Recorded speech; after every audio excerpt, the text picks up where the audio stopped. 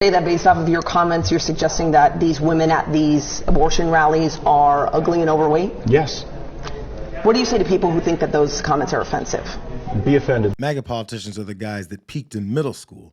They think it's impressive to target people that they think are weird, hoping that their buddies will laugh with them.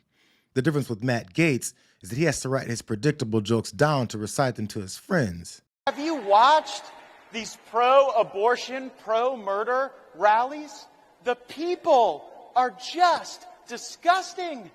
Like, why is it that the women with the least likelihood of getting pregnant are the ones most worried about having abortions?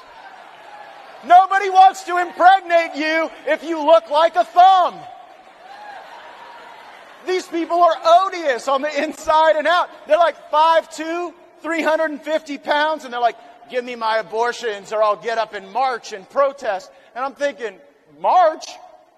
You look like you got ankles weaker than the legal reasoning behind Roe versus Wade.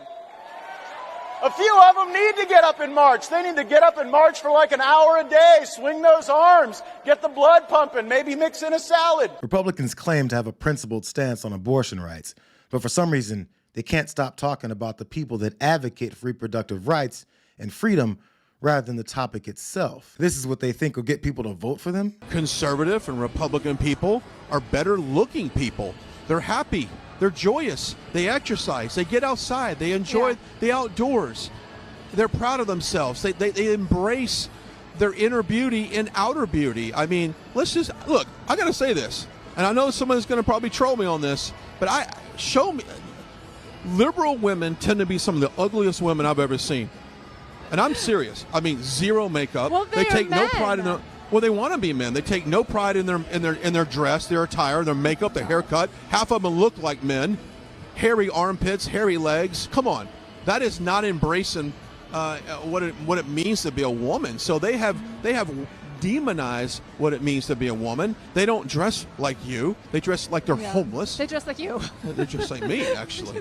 No, that'd be an upgrade to dress like me for them. That would be an upgrade. No, but I mean, I'm in all fairness, I mean, seriously, it's because they're unhappy. That's what's making them so ugly. And it's got to be the dumbest argument I've ever heard. An entire group of people that happen to believe in allowing freedoms over everyone's bodily autonomy are ugly. That's your argument? And by the way, it's not simply a democratic belief, which is why these Republicans keep getting their asses handed to them in elections. Maybe people at home haven't been watching this race very closely, but it deals with our home state, and it's really important. And CNN is now projecting that the Democrat, Maryland Lands, is going to win this special election that was going on for a state House seat in House District 10. It's notable because she made reproductive rights a centerpiece of her campaign, something you don't often see in deep red Alabama. And she said in a statement tonight that Alabama women and families sent a clear message with this that is going to be heard in Montgomery, but also across the nation, and said they must repeal Alabama's no exceptions abortion ban, fully restore access to IVF, and protect the right to contraception. What does her win mean tonight for Democrats? It's a huge win for Democrats. Look, this is a huge win for Alabama, not just for Democrats. This is a huge win for Alabama. It's a huge win for women who are going to be pushing back, consistently pushing back on all the restrictive women's reproductive rights that we're seeing coming out of Montgomery these days. The electoral consequences for dismissals of Americans' rights over their own bodies was something several conservatives took note of, and the party even tried to convince voters that they aren't as bad as they portray themselves to be. But since supporters of women's rights aren't buying their bull backpedaling, it's become time to just bypass the country's voice and once again send their grievances with women to the court that Mitch McConnell and Donald Trump stacked. In trials and being proven safe and effective, then why would companies invest billions of dollars and years and sometimes even decades into developing these extremely expensive and groundbreaking new drugs? And drugs have to undergo extensive studies and trials, and the abortion pill in particular has withstood and survived decades of scrutiny. and has been proven safe and effective time and time again. And I think it's just unconscionable that 6 religious extremists on the Supreme Court get to decide, and they don't have medical degrees. And why are we going to allow them to eviscerate decades of scientific research in the very same court that already demolished women's reproductive rights and already snatched away our bodily autonomy? And speaking of people without medical degrees using their ignorance for clout, their multi-layered attack on women's rights gives people like Charlie Kirk the confidence to toss his opinions out as fact. Again, dismissing the millions and millions of Americans that don't form their beliefs on partisan name-calling. It's really weird that this is their standard argument. A lot of them are on birth control too, and birth control really screws up female brains, by the way. Every single one of you need to make sure that your loved ones are not on birth control. It increases depression, anxiety, suicidal ideation.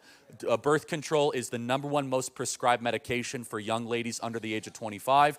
They will give young ladies birth control for pimples, for acne, to control their moods, their period. It is awful, it's terrible, and it creates very angry and bitter young ladies and young women. That bitterness then manifests into a political party that is the bitter party. I mean, the Democrat Party is all about bring us your bitterness and, we'll give you free stuff. It's like we'll trade you, bitterness for stuff, essentially. That's like the Democrat Party. And the crowd chuckles because they realize that this approach isn't going to work, but they may not recognize that these power-hungry guys feel like they don't even need to appeal to voters on this issue anymore.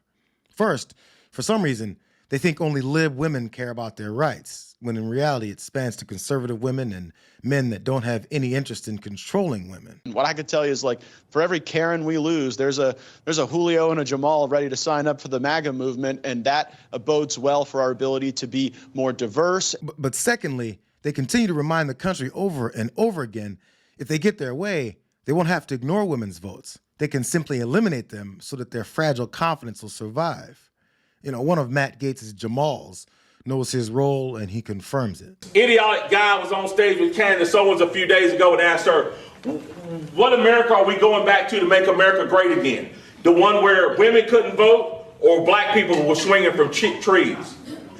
I would say to him, if I was standing in front of him, I absolutely want to go back to the America where women couldn't vote. I'm not sure if the genius conservative women that are voting realize that they'd be voting to put people in power that'll fight to eliminate that same right. It's mind-boggling. But in case you haven't heard, so is this guy, Mark Robinson. Voters who don't follow this stuff early may not know this, but they're betting that by November, everyone in North Carolina is going to know that the GOP put a Hitler-quoting, divisive, hate-stoking extremist on the top of the ticket. He attacks people based on identity and sexuality. He calls American citizens, quote, maggots. He says we should go back to an America where women could not vote. Is it extreme to respond and worry about this, or is it extreme to have that position in the first place? I think the decision to fully and publicly tell the country that they are, in fact, the thirsty monsters that they've been exposed to be is because they can't hide it anymore. So now they feel it's more comfortable just being themselves. But women that graduated middle school, they're noticing. My name is Brandy, and I'm from Nebraska. I voted for Trump in 2020 just because his running mate, Mike Pence, I admire a lot.